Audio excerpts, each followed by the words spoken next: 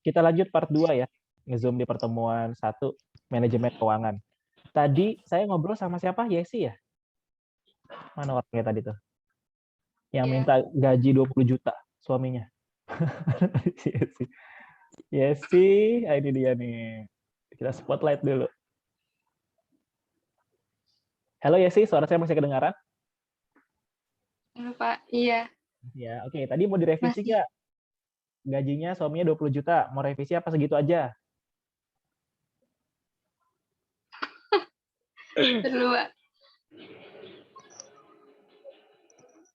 Segitu aja ya. 25 deh. 25, naik dong. 25 juta. Oke. Yesi maunya 25 juta. Coba saya ke Michelle. Ini namanya Michelle atau Avelini ya dipanggilnya? Halo. Avelini. Ya, dipanggilnya Michelle atau Avelini? Wah, suaranya nggak kedengeran nih, Avel.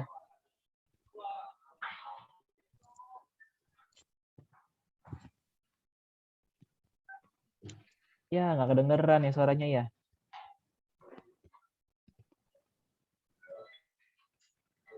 Ya udahlah, nggak apa-apa. Michelle, nanti kita coba lagi.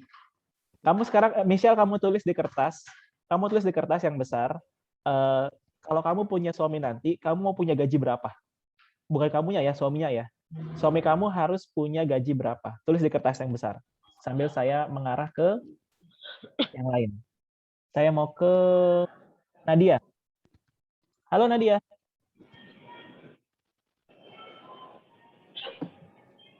Halo Pak. Ya, terdengar. Oke, suara saya putus-putus ya? Tidak Pak. Tidak. Oke, Nadia agak diturunin dikit kameranya. Hidungnya dong yang kelihatan soalnya. Nah, Zoom. nah itu suara siapa tuh? Oke, Nadia. Nadia Lu sekarang usia nanya berapa? gua kan yang ngapain? Gua. Zoom. Siapa yang Oh, nanya lagi ini mute ngapain? siapa? Itu siapa sih? Maaf lu tadi mute. Itu siapa? Lagi Zoom. Itu Syahwa ya? Iya, maaf lu tadi mute. Nanti ada waktunya kamu Syahwa. Ih, Nadia, malu. Nadia terdengar suaranya? Di unmute Ya tolong. Pak, dengar. Ya, Nadia tadi saya sama pertanyaannya sama seperti Yesi dan Avel ini. Avel ini coba tolong ditunjukkan di kamera berapa gaji yang kamu inginkan ke suami kamu. Nah, Nadia, kira-kira kamu berapa nih? Kalau mau punya suami nih, suaminya harus punya gaji berapa ya? 15 mungkin Pak. 15 juta. Cukup ya berdua ya? Ya. Cukup. Oke. Kalau Avel ini sudah ditulis? Belum. Oke, sekarang saya ke Syahwa dulu. Halo Syahwa. Yang tadi bocor suaranya. Lah, hilang. Oke. Di unmute.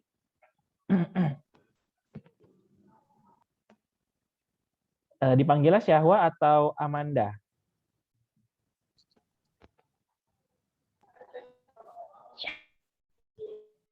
Siapa? Nggak terdengar. Syahwa. Oke, Syahwa ya. Syahwa, pertanyaannya sama. Mau punya... Syahwa. Ya, Kedengaran nggak? Iya. Ya, kedengeran. Mau punya suami nggak? Ya mau, Pak. Mau, Pak. Mau yang ganteng apa yang kaya? Kalau boleh dua-duanya nggak apa-apa. Sekarang targetnya berapa nih? Kalau punya gaji suami, targetnya berapa? Bukan suaminya ya, maksudnya. Suaminya 1. Target gajinya suaminya Target berapa? Oh. Berapa ya? Ya di atas 20 juta, Pak. Di atas 20 juta. Oke, rata-rata tadi ya. Yesi 25.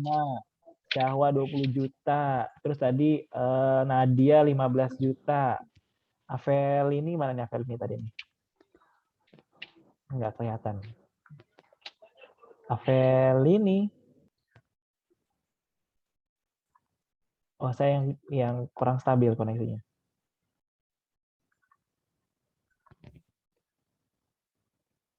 Avelini. Kedengar suara saya, Avelini? Putus-putus ya? Suara saya ya?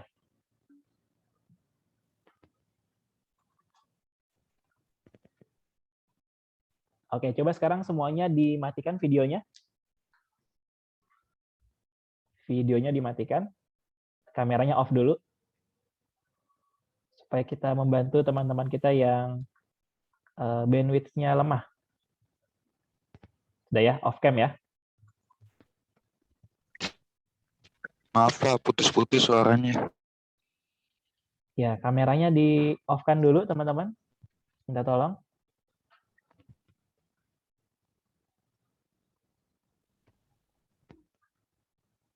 Suaranya putus-putus. Saya harus ganti koneksi nih.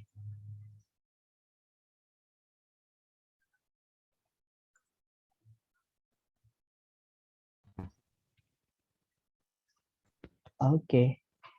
Bagaimana suara saya sudah jelas? Udah, Pak. Jelas Pak. Oke, sip. Sudah jelas karena sudah ganti koneksi. Nah, tadi saya mau bahas sedikit terkait gaji suami kalian masing-masing. Mudah-mudahan tercapai apa yang diinginkan. 20 juta, 25 juta, 15 juta di tahun 2000 berapa berarti? 2025 ya, setelah kalian lulus ya. Minimal lah 2025.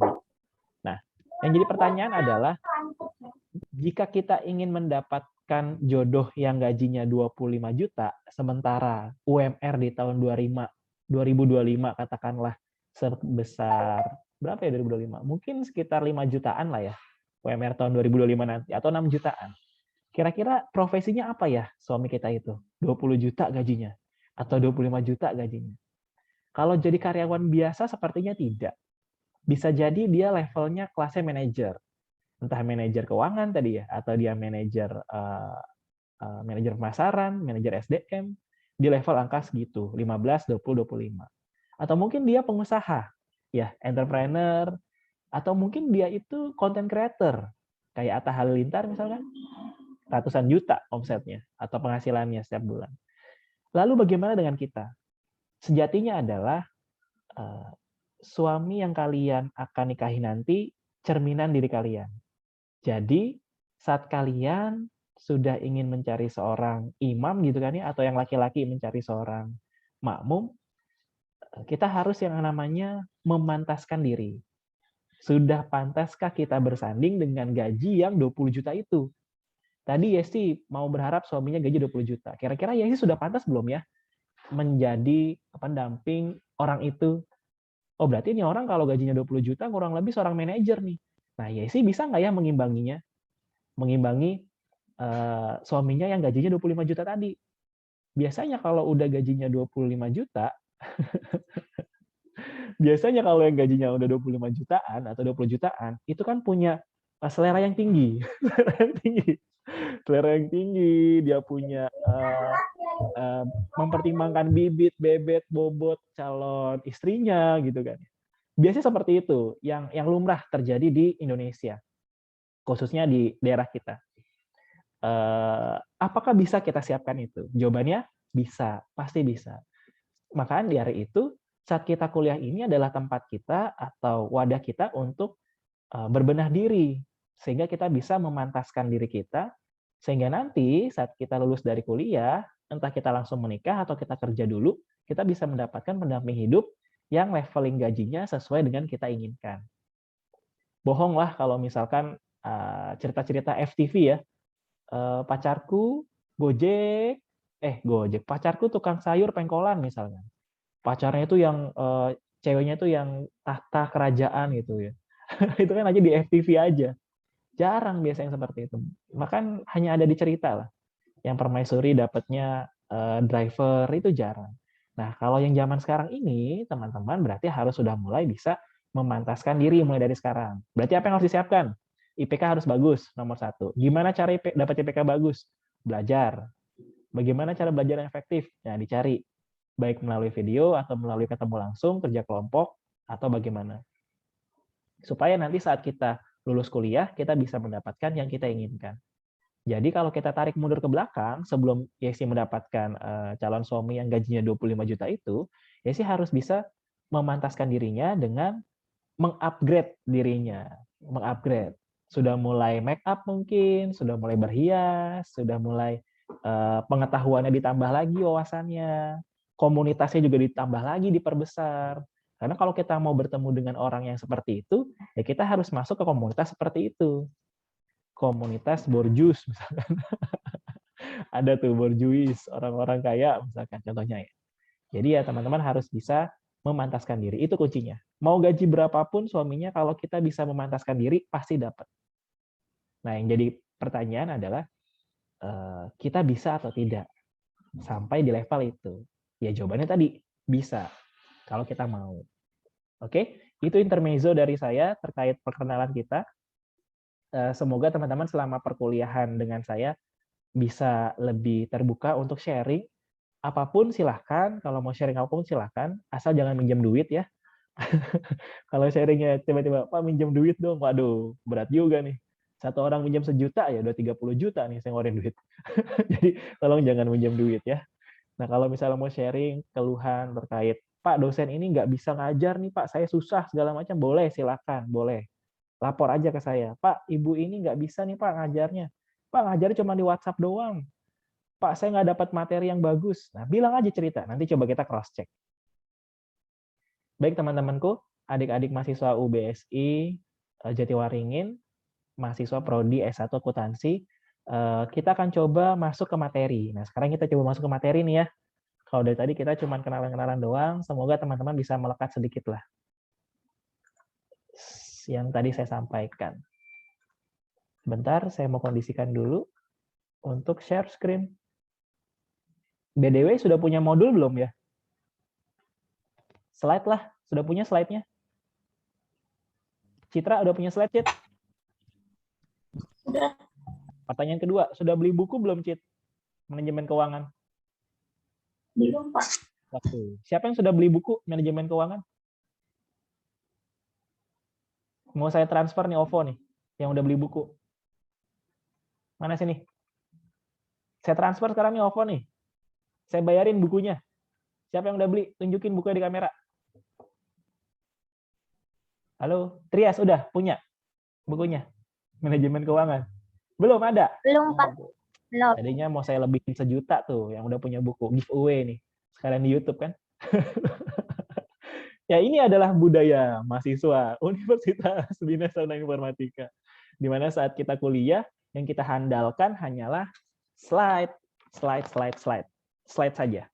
Tapi kita lupa bahwa slide itu nggak cukup untuk kita mendapatkan suami yang gajinya 25 juta. Slide itu nggak cukup.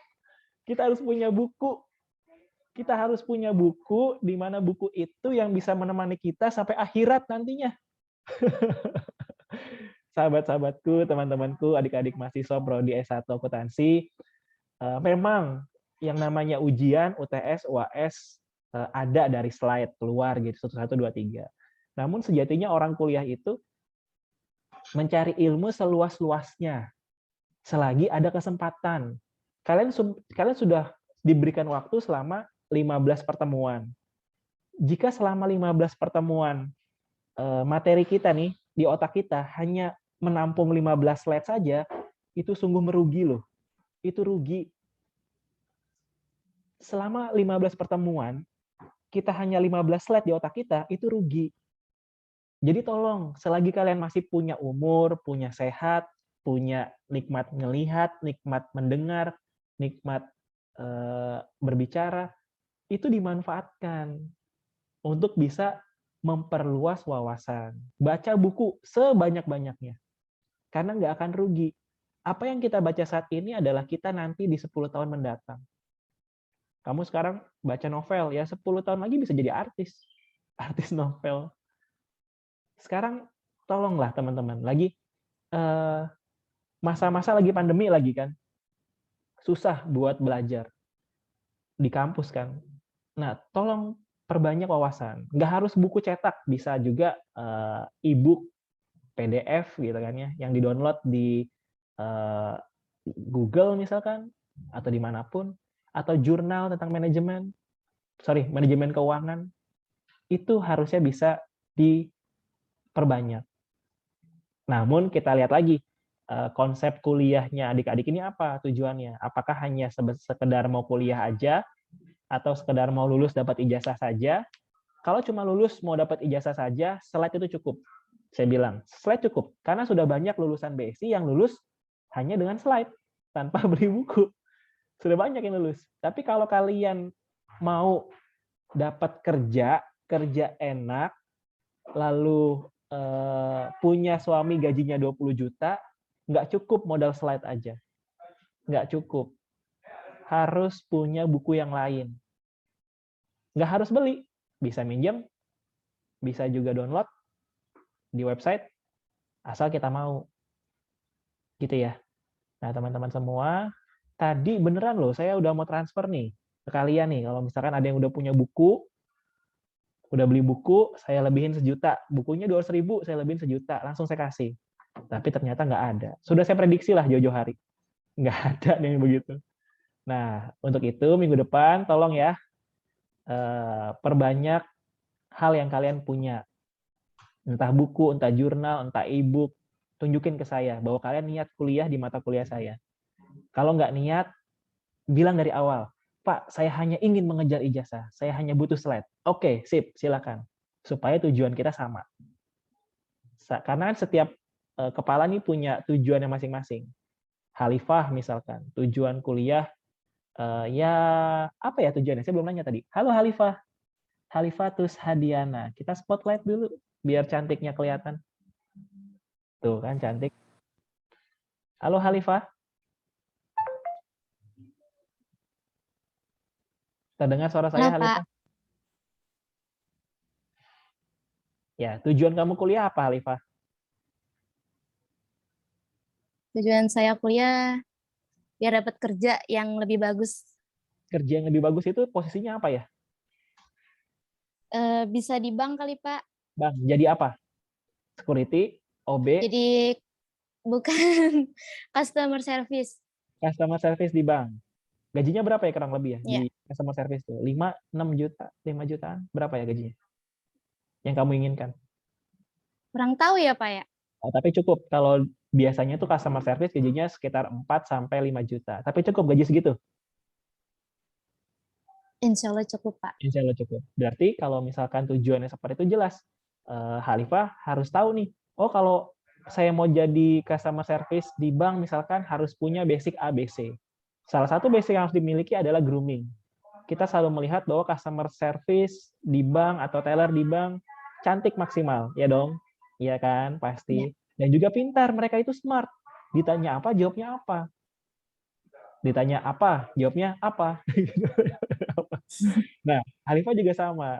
Punya basic skill akuntansi, mudah-mudahan bisa lebih sekedar, tidak hanya sekedar jadi customer service, bisa menjadi back office-nya, entah manajer keuangan di bank tersebut. Gitu ya, Khalifah ya? Iya, Pak. Iya, Pak. Beli buku ya? Iya, Pak. Ya, nanti saya kasih tahu buku apa yang harus kalian miliki. Oke, Oke, saya Pak. lanjut lagi ke yang lain. Nah, izinkan saya share screen terlebih dahulu untuk mata kuliah kita di pertemuan 1 hari ini.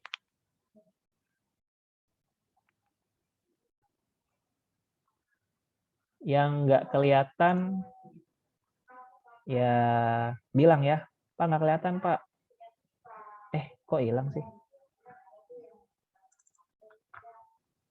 Hilang. Sebentar. Sebentar.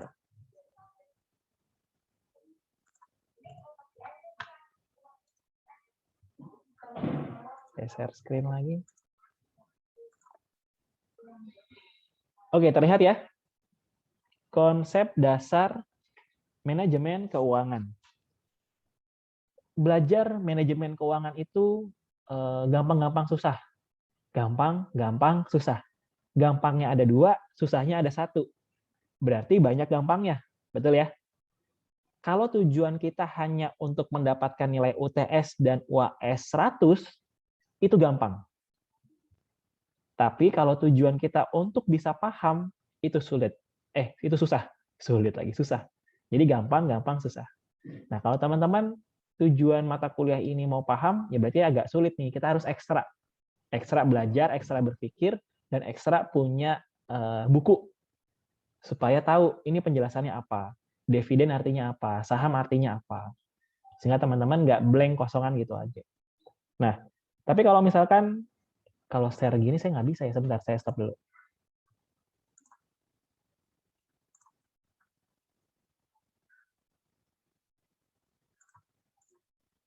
Saya share screen lagi ya.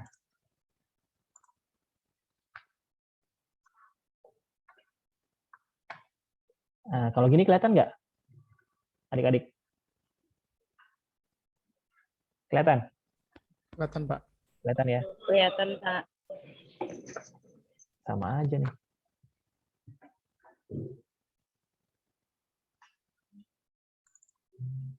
Eits. Malah lompat kemana-mana slide saya. Bentar ya.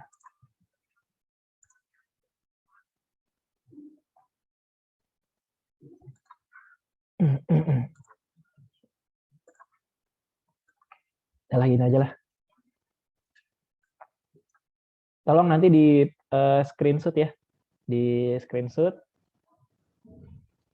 supaya bisa ada materi yang lain saya buat laporan. Nah, kalau tadi saya balik lagi, kalau misalnya teman-teman hanya mau mendapatkan nilai 100 di mata kuliah ini, pelajari slide-nya saja. Tapi kalau kalian mau paham tentang mata kuliah ini, beli bukunya. Seperti itu, semudah itu. Kita mulai dengan definisi manajemen keuangan. Bisa dibaca? Penggabungan dari ilmu dan seni yang membahas, mengaji, menganalisa tentang bagaimana seorang manajer keuangan menggunakan seluruh sumber daya perusahaan. Untuk ngapain? Mencari dana, mengelola dana, membagi dana, dan keberlanjutan usaha bagi perusahaan.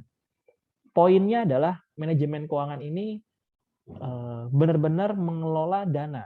Dari mulai bagaimana cara dia bisa mencari dana, lalu bagaimana cara dia bisa mengelola dana, dan gimana caranya supaya dia bisa membagi dana. Membagi dana itu maksudnya lebih ke ini ya, pembagian saham gitu loh. Membagi profit, bayar gaji karyawan, membagi dana. Seperti itu. 3 kegiatan utamanya ya pertama memperoleh perolehan dana, lalu penggunaan dana, sama pengelolaan aset atau aktiva.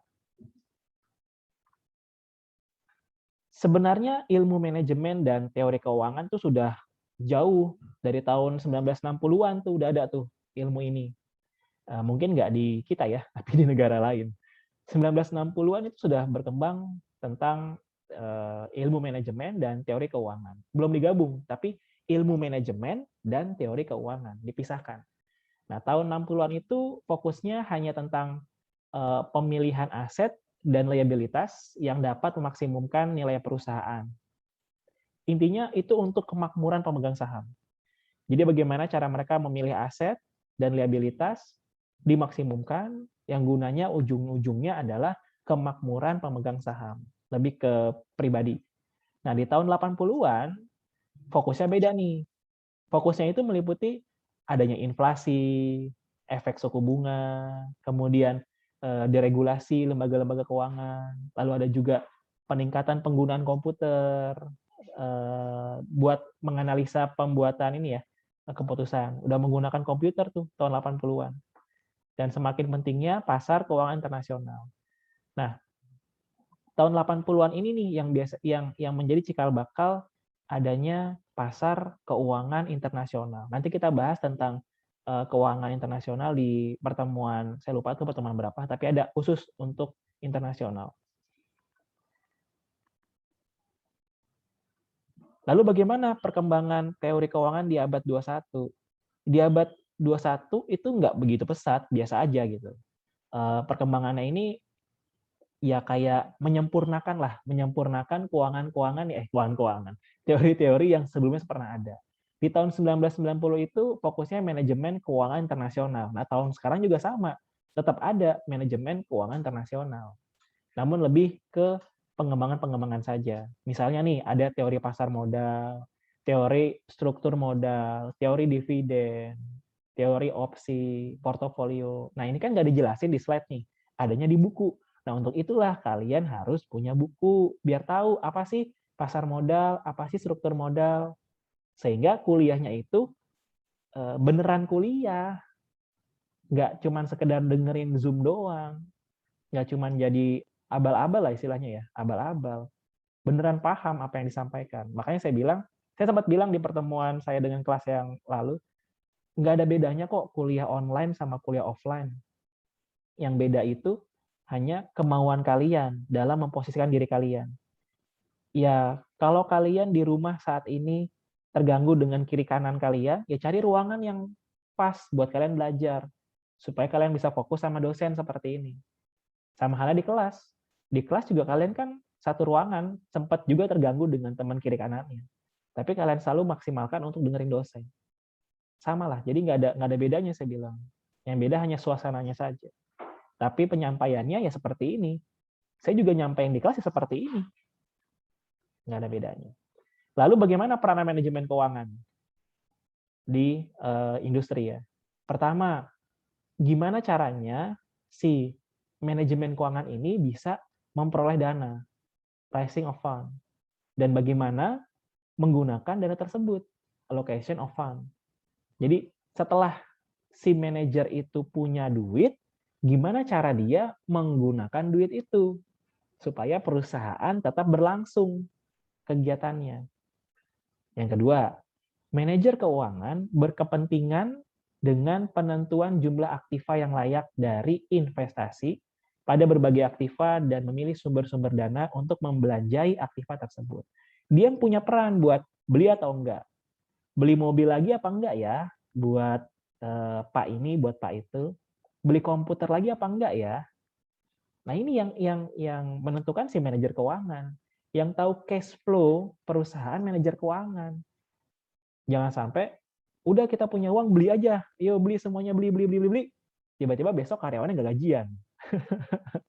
Bahaya nih, nggak bisa gajian. Nah, jadi si manajer keuangan ini punya peran penting dalam mengolah dana.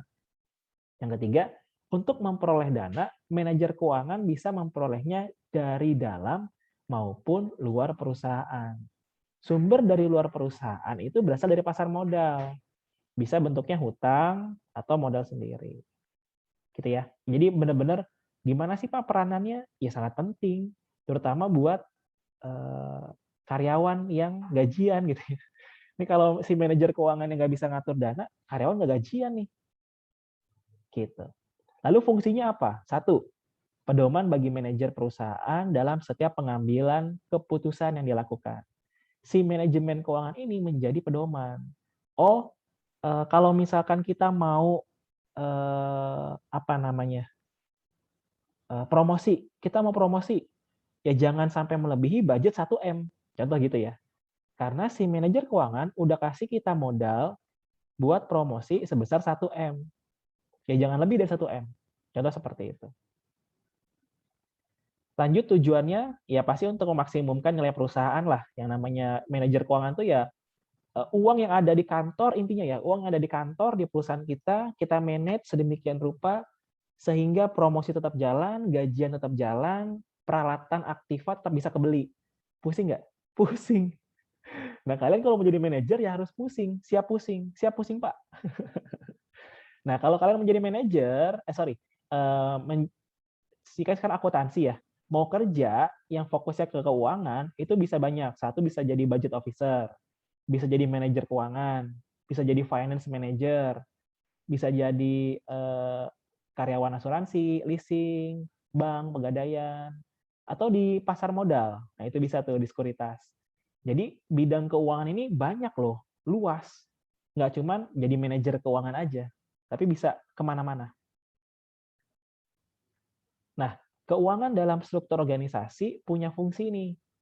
Fungsinya satu, bendaharawan atau treasurer, dan juga administrasi pembukuan atau akuntansi yang disebut controller.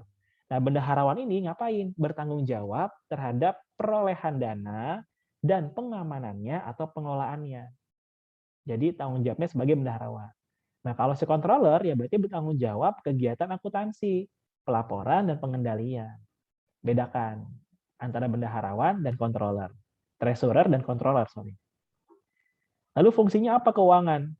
Ya satu, ya buat alokasi dana kan, baik dana yang dari dalam ataupun dana dari luar. Yang kedua, untuk keputusan pembiayaan. Ya biaya tadi, biaya beli barang, biaya pemasaran, promosi, biaya gaji karyawan. Itu kan fungsi keuangan di situ. Kita mau investasi, kita mau bos mau investasi ke Bank Mandiri. Nah, perusahaan kita, Bank Mandiri.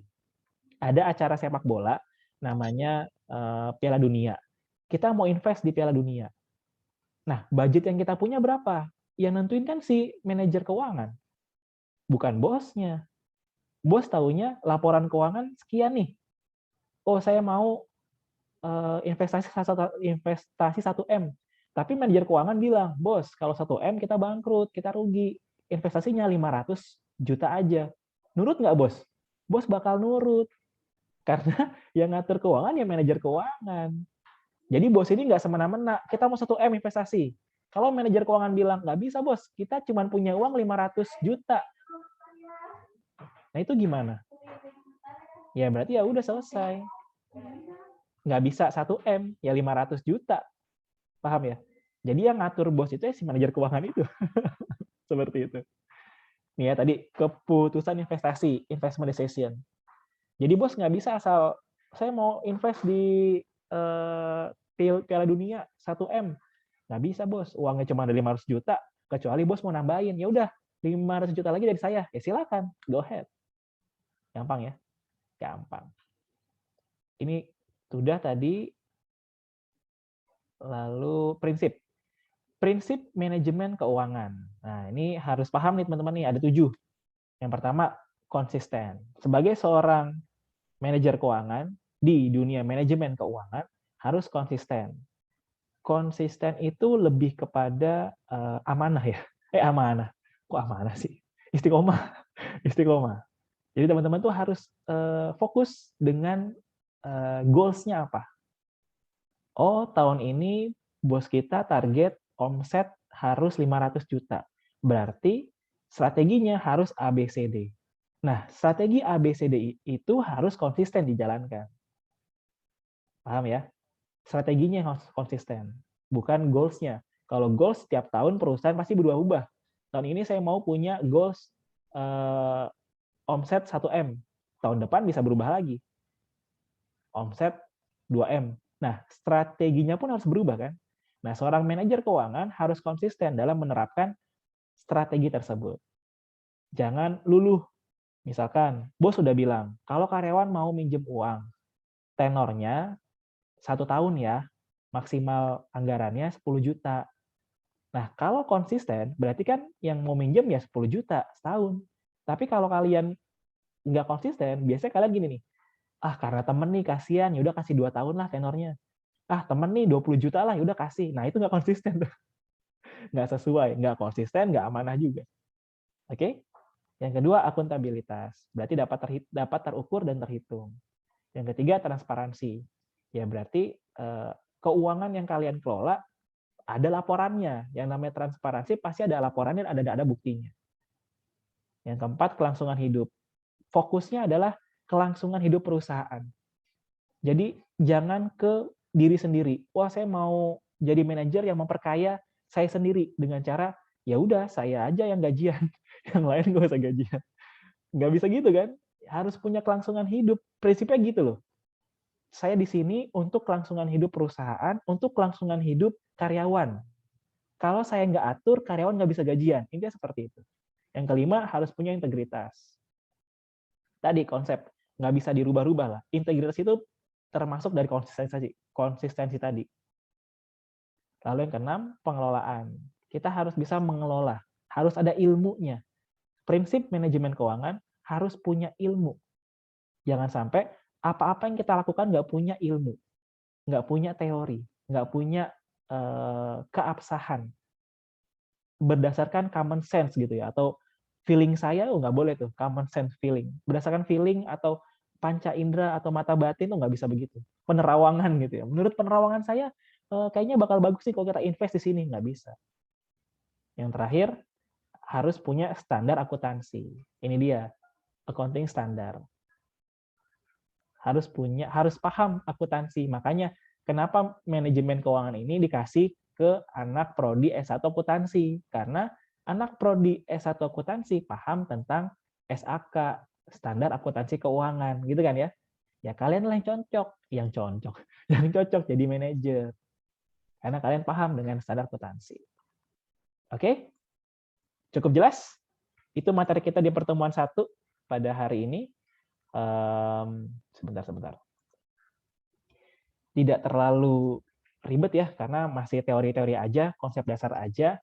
Nah, minggu depan, video ini akan saya upload di channel YouTube saya. Kalian lihat, tonton lagi materi saya yang tentang pertemuan 1 ini, dan kalian buat video tersebut, versi kalian, terserah mau kayak gimana, terserah durasinya seperti apa, yang penting yang saya bahas tadi, kalian bahas ulang. Di-upload di YouTube kalian, dikumpulkan H-2 sebelum kita kuliah. Kita kuliah setiap hari Selasa, berarti hari Minggu sudah dikirim. Minggu malam, mau jam 00, jam 23 malam, silakan. Yang penting hari Minggu dikirim. Terakhir. Oke, jelas ya? Apa yang saya sampaikan tadi, kalian buat videonya, kalian upload di YouTube, link YouTube-nya nanti diletakkan di MyBase. Nanti di MyBase ada kolom tugas, nah insert linknya di situ. Link YouTube kalian yang menjelaskan tentang tadi konsep manajemen keuangan. Jelas ya teman-teman? Ada pertanyaan sampai sini mungkin? Jangan nanya lah ya, langsung aja kerjain. Kerjain. Jadi setelah kalian punya videonya, kalian upload di tugas MyBase, lalu infokan di grup. Pak, saya sudah kirim tugasnya. Mohon dicek. Itu gunanya grup. Video ini akan saya publish. Berarti kalian bisa nonton lagi apa yang saya sampaikan, lalu kalian rangkum, kalian bikin skripnya, apa yang mau kalian sampaikan, lalu kalian syuting di rumah masing-masing. Poinnya 1, suara terdengar. Mau gambarnya burem, yang penting suara kedengeran. Jelas ya? Terima kasih untuk hari ini. Semoga teman-teman semua selalu diberikan kesehatan, keberkahan, dan juga apa ya dibilangnya ya, semangat dan juga kemantapan dalam kuliah online. Jangan lupa tetap jaga protokol kesehatan dan juga semangat jaga pola makannya. Jangan sakit-sakitan. Lagi musim-musim hujan, hati-hati, perlu sedikit berobat langsung. Pokoknya tetap semangat lah. Jelas ya teman-teman?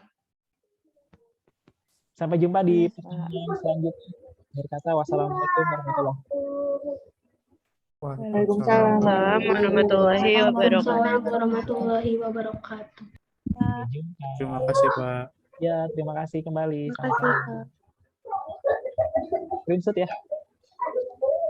Terima kasih kembali.